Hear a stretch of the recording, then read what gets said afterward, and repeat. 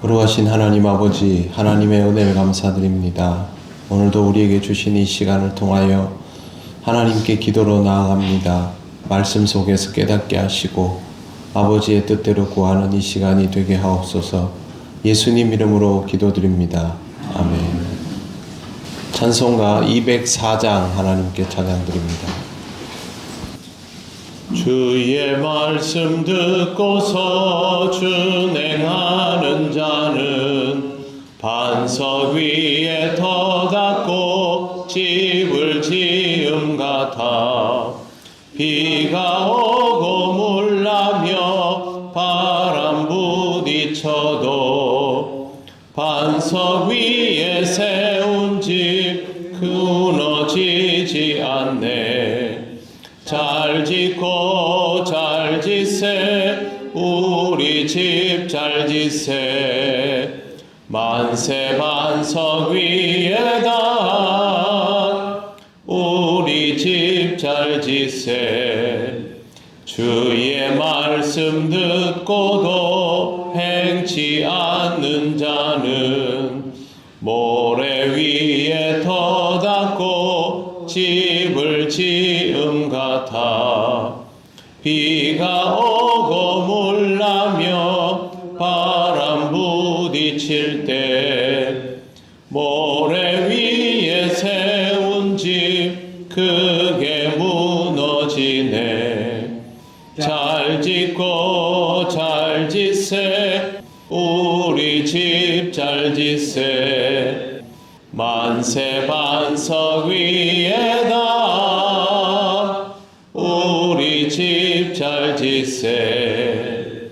세상 모든 사람들 집을 짓는 자니 반석 위가 아니면 모래 위에 짓네.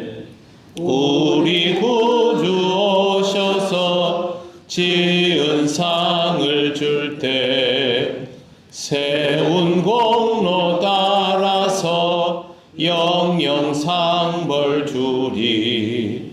잘 짓고 잘 짓세, 우리 집 잘 짓세. 만세 반석 위에다 우리 집 잘 짓세. 하나님 말씀 마태복음 14장 22절에서 33절입니다. 한 절씩 교독하겠습니다. 예수께서 즉시 제자들을 재촉하사 자기가 무리를 보내는 동안에 배를 타고 앞서 건너편으로 가게 하시고 무리를 보내신 후에 기도하러 산에서 자신들이 혼자 계시니 배가 이미 육지에서 수리나 떠나서 바람이 거스름으로 물결로 말미암아 고난을 당하더라. 밤사이에 예수께서 바다 위로 걸어서 제자들에게 오시니 제자들이 그가 바다 위로 걸어오심을 보고 놀라 유령이라 하며 무서워하여 소리 지르거늘 예수께서 즉시 베드로가 대답하여 이르되 주여 만일 주님이시거든 나를 명하사 물 위로 오라 하소서 하니 오라 하시니 베드로가 배에서 내려 물 위로 걸어서 예수께로 가되 바람을 보고 무서워 빠져가는지라 소리질러 이르되 주여 나를 구원하소서 하니 예수께서 즉시 손을 내밀어 그를 붙잡으시며 이르시되 믿음이 작은 자여 왜 의심하였느냐 하시고 배에 함께 오름에 바람이 그치는지라. 배에 있는 사람들이 예수께 절하며 이르되 진실로 하나님의 아들이로소이다 하더라. 아멘. 네, 오늘 우리가 읽은 성경 구절도 굉장히 우리에게 인상적인 사건으로 알려져 있습니다. 예수님은 즉시 제자들을 재촉해서 배를 타고 건너가게 하셨고 그러는 동안 모여있는 무리들을 돌려보내셨습니다. 그리고 예수님은 기도하러 따로 산에 올라가셔서 혼자만의 기도 시간을 가지셨습니다. 그러는 중에 배는 이미 육지를 떠나서 술이나 떠났다라고 되어 있습니다. 이 정도면 아마 갈릴리 바다 한가운데였을 것입니다. 이런 상황에서 바람이 거칠어지기 시작하며 물결 때문에 제자들이 고통받습니다. 예수님과 제자들이 왜 자꾸 밤에 배를 타는지는 잘 모르겠지만 번번이 풍랑으로 고생을 합니다. 한편 제자들을 먼저 보내신 예수님은 밤 사경에 바다 위로 걸어서 제자들에게 오셨습니다. 해가 지고 나면 일반적인 생활이 없는 게 이 당시의 이제 풍속인데 밤 사경이면 새벽 3시부터 지금 이 시간 정도까지입니다. 그러면 예수님께서 굉장히 오랜 시간 동안 기도하셨다라는 뜻이고 그 다음에 이렇게 바다 위로 걸어오신 것이죠. 근데 문제는 이 시간에는 식별이 안 되는 겁니다. 아무도 없지요. 여러분 왜 어떤 공간에 있을 때 여기는 100% 나밖에 없다 이렇게 생각하고 있는데 갑자기 누가 나타나거나 기척이 들리면 굉장히 놀라지 않습니까? 바다 위에서 누가 있을 거라고 생각합니까? 근데 그 물 위에 누가 걸어오는 겁니까? 바다 위로 누가 걸어오는 것도 말도 안 되지만 누군가가 있다는 것 자체가 제자들에게는 엄청난 공포였습니다. 그래서 26절에 보시면 제자들이 그가 바다 위로 걸어오심을 보고 놀라 유령이라 하며 무서워하여 소리 지르거늘. 유령이라는 것도 사실 누구도 식별한 바 없지만 이렇게 여기도 단어가 등장하고 있습니다. 풍랑으로 고생하던 중에 누군가를 보게 되었는데요. 예수님께서 바로 안심을 시켜주십니다. 난이 두려워 말라 하시고 그때 베드로가 예수님이 물 위에 이렇게 걸어오는 것을 보고 바로 이렇게 반응을 합니다. 만일 주님이시거든 나를 명하사 물 위로 오라 하소서. 이 대답도 참 저는 좀 특이합니다. 어떻게 물 위에 있는 걸 봤다고 자기도 바로 그렇게 해보려고 하는지 모르겠습니다. 예수님 허락하십니다. 29절에 보시면 오라 하시니 베드로가 배에서 내려 물 위로 걸어서 예수께로 가되 라고 되어 있습니다. 실제로 베드로는 물 위로 내려와서 분명히 걸어서 예수님께로 갔음을 기록하고 있습니다. 그때 바람이 불었습니다. 30절 바람을 보고 무서워 빠져가는지라 소리 질러 이르되 주여 나를 구원하소서 하니 분명히 물 위를 걸어가고 있는데 바람이 부니까 무서워지면서 빠져들어갔지요. 물 위를 걸었다는 말은 믿음이 있었다는 뜻이고요. 바람이 부르면 빠져들어갔다는 말은 그 바람을 보는 순간 믿음이 사라졌다라는 뜻입니다.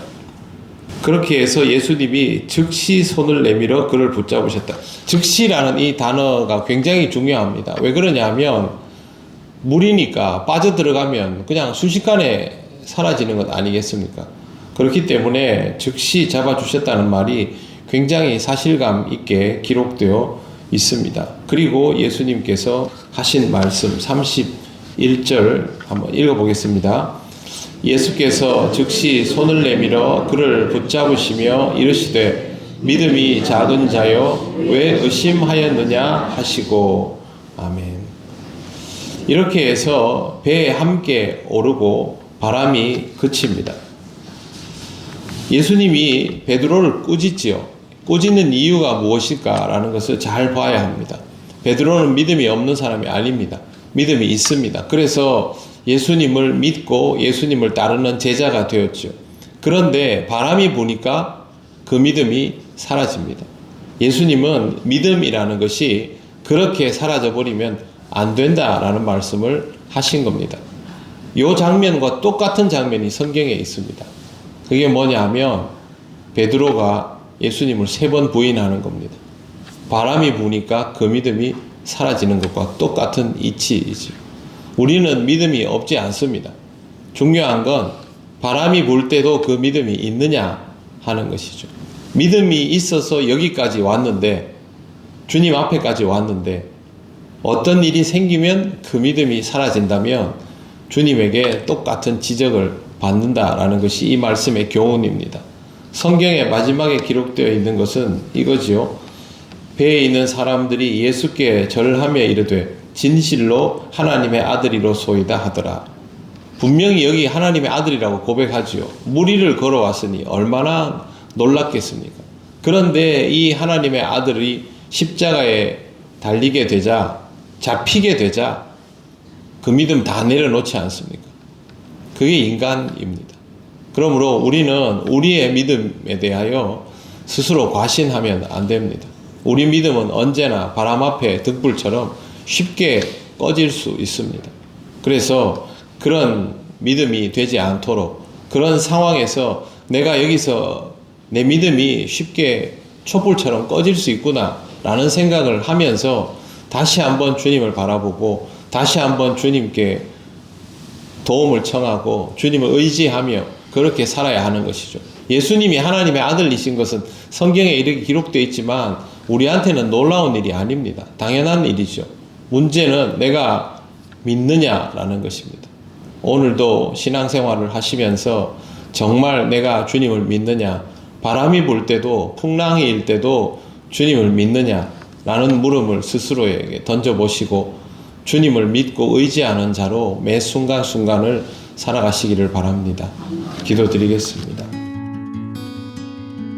하나님 감사합니다. 오늘도 우리에게 말씀하여 주셔서 다시 한번 우리 믿음을 돌아보게 하시니 감사합니다. 믿음이 있지만 풍랑 앞에서, 바람 앞에서, 어려운 상황들 앞에서 쉽게 무너지는 것이 우리들입니다. 주님, 이 믿음 지키게 하여 주시옵소서. 이 믿음으로 살아가게 하시고 그런 상황이 되어 갈 때에도 다시 한번 주를 바라보고 주를 의지하는 그리스도인이 되게 하여 주시옵소서. 오늘도 매 순간을 그렇게 의식하며 살아갈 수 있기를 원하오니 성령님 우리를 인도하옵소서. 예수님 이름으로 기도드립니다. 아멘. 하늘에 계신 우리 아버지, 아버지의 이름을 거룩하게 하시며 아버지의 나라가 오게 하시며 아버지의 뜻이 하늘에서와 같이 땅에서도 이루어지게 하소서. 오늘 우리에게 일용할 양식을 주시고 우리가 우리에게 잘못한 사람을 용서하여 준 것 같이 우리 죄를 용서하여 주시고 우리를 시험에 빠지지 않게 하시고 악에서 구하소서. 나라와 권능과 영광이 영원히 아버지의 것입니다. 아멘.